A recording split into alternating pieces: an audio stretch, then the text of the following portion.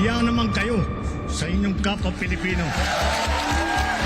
Binastos pa nila ako.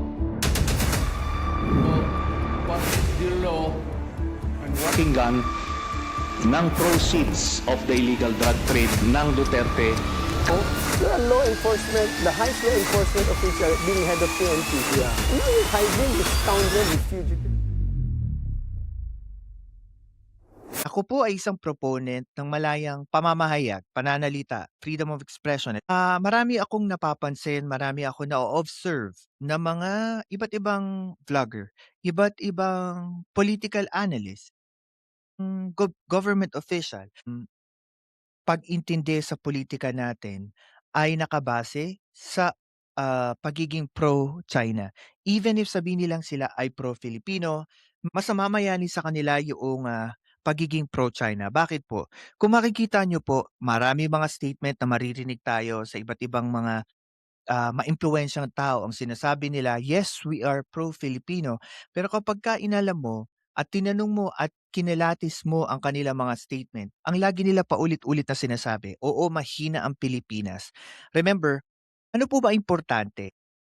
Hindi ko naman po sinasabi na malakas ang Pilipinas sa China. Pero what I am saying is, the more that the messaging you are saying to the public na mahina tayo, hindi tayo mananalo sa China, wala tayong kakayanan gawin ang mga bagay na ito against sa China. Kung tayo ay magrereklamo about sa West Philippine Sea, kung tayo ay may sasabihin about sa West Philippine Sea, ano nangyayari? Yung messaging paulit-ulit mo sinasabi, it's a mere propaganda. At ano nagiging propaganda nito?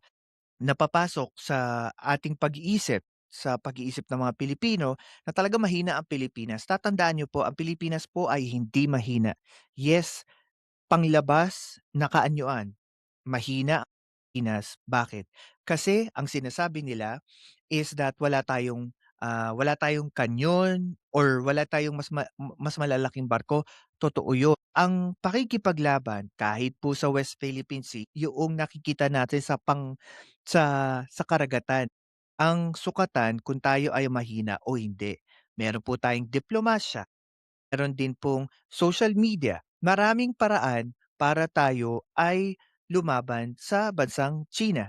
Pero dahil sa mga influencers, sa mga maimpluwensyang tao na ito na paulit-ulit sinasabi na ang Pilipinas ay mahina, kaya't 'wag na tayong lumaban.